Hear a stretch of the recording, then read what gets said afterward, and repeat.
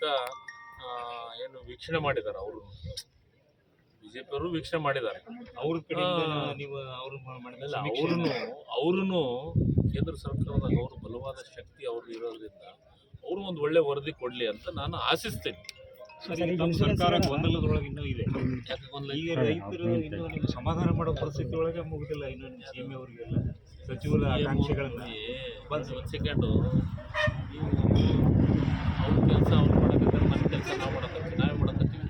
ಇವತ್ತು 32 ಜಿಲ್ಲೆಯೊಳಗೆ ಎಲ್ಲ ಸಚಿವರಿಗೆ ಕಾಲಿಟ್ಟಿವಿ, ಬರ ವೀಕ್ಷಣೆ ಮಾಡಕತ್ತೀವಿ.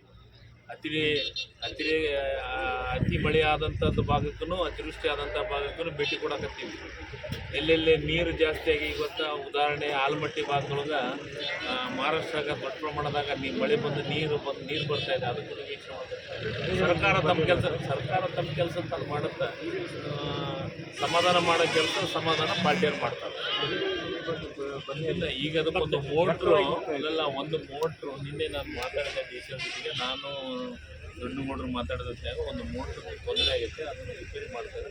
ಮಾಡಿದ್ರೆ ಸ್ಟಾರ್ಟ್ ಮಾಡೋದಕ್ಕೆ ಮಳೆ ಶುರುವಾಗೈತಿ. ಈಗ ಇದೇ ವರದಿ ಮತ್ತೆ ಮಳೆ ನನ್ನ ಆಸೆ, ನಮ್ಮ ಆಸೆ, ನಾನು ಕಾಲಿಟ್ಟಿದ ತಕ್ಷಣ ಅಲ್ಲ, ಈ ಕ್ಷೇತ್ರದ ಜನರು, ಈ ಜಿಲ್ಲೆ ಜನರು ಆಶೀರ್ವಾದ ನಮಗಿದೆ.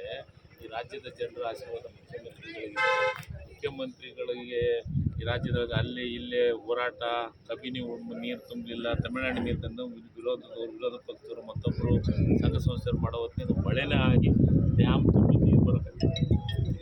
ನಾನು ಆಸೆ ಇಷ್ಟೇ, ಭಗವಂತ ಹತ್ರ ನಿನ್ನೆ ನಾನು ಕನಕಾಚಲಪತಿ ಹತ್ರ, ನಮ್ಮ ಆರಾಧ್ಯ ದೇವರಾದಂಥ ಕನಕಾಚಲಪತಿ ಹತ್ರ ನಾನು ದರ್ಶನ ಮಾಡಿ ಬಂದಂತೆ ನಾನು ಇದನ್ನೇ ಕೇಳ್ಕೊತೀನಿ. ಏನಾದರೂ ಆಗಲಿ ನಮ್ಮ ಜಿಲ್ಲೆಗೆ, ನಮ್ಮ ರಾಜ್ಯಕ್ಕೆ ಮಳೆ ಬಂದು ರೈತರು ಮನಸ್ಸು ಅವ್ರ ಮುಖದೊಳಗೆ ಕಳೆ ಕಂಡ್ರೆ ಸಾಕು, ಅದೇ ನಾವು ಆಸೆ ಪಡೋದು.